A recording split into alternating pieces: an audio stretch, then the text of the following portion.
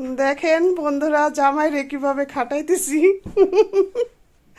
আপনারা তো বলবেন শুধু দুলাবাড়ি দিয়ে কাম করাই।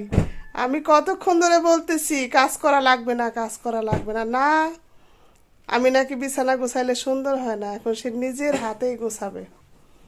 বুঝতে পেরেছেন? দেখুন আমার গুণী হাজবেন্ড, সে কাজ করতে ভালোবাসে, এখন আবার আমার হেল্প চায়। হ্যালো বন্ধুরা, আমি ফরিদপুরের সদরপুরের আটরশি গ্রামের ফজলুর বউ আবার চলে এলাম সংসারের কাজকর্ম নিয়ে একটা ভিডিও নিয়ে। আপনাদের দুলাভাইকে নিয়ে তো অনেক মজা হলো। আসলে সে নতুন ব্লগার হয়েছে, এখন সে ভিডিও বানায়। আগে তো টুকিটাকি কাজ করতো আমার, কিন্তু এখন কোনো কাজই করতে চায় না। তাই তো একটু পাম দিয়ে তাকে কাজ করায় নিচ্ছি। এই যে কয়েকদিন আগে যে চাদরটা বিছিয়েছিলাম, তো অনেক দিনই বৃষ্টি বাদল ছিল এই কয়েকদিন ধরে, তো ভাবলাম আজকে চেঞ্জ করে ফেলি। এখন সে তো বলতেছে দাও দাও, আমি নাকি কোনো কাজ করি না, আমি আজ চাদর চেঞ্জ করব। আর তোমার চাদর বিছানো একদমই সুন্দর হয় না, মানে সে আমাকে একটু কাজ করে দেখাবে, এটাই আর কি। আর চাদর ভাঁজ করতে গিয়ে, বিছানা গোছাতে গিয়ে তার যে ভঙ্গিমা, সেটাই এখন আপনারা দেখবেন।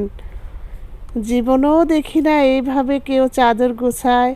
কখনো সে কাত হয়ে, কখনো সে এইভাবে সেইভাবে ওলট পালট হয়ে বিছানা গোছাচ্ছে, তারপরেও তো গোছাচ্ছে।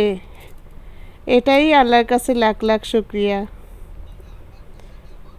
তো ভিডিওটা কিন্তু পুরোটাই দেখবেন। অবশেষে সে কি করলো, কিভাবে কি করলো, আর এর মাঝে একটা লাইক দিয়ে দিন আপনারা। সবশেষে আজকের কমেন্ট বক্সে কমেন্ট থাকবে দুলাভাইয়ের জন্য। এই যে দেখুন, বিছানা গোছাতে গোছাতে সে ক্লান্ত,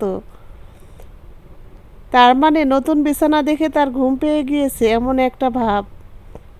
কিন্তু দেখেন কত সুন্দর করে সে গুছিয়েছে, আমার চেয়েও অনেক সুন্দর করে সে গুছিয়েছে, এটাই সে প্রমাণ করলো। বাহ, অসাধারণ লাগছে। প্রিয় বন্ধুরা, ভাইয়েরা, বোনেরা, আজকে কমেন্ট করে যাবেন কেমন হলো দুলাভাইয়ের বেড গোছানো, আর কেমন লাগছে আপনাদের মুখ থেকেই শুনবো। এরপরে হয়তো দুলাভাই আবার নতুন কোনো কাজ করে আপনাদের দেখাবে।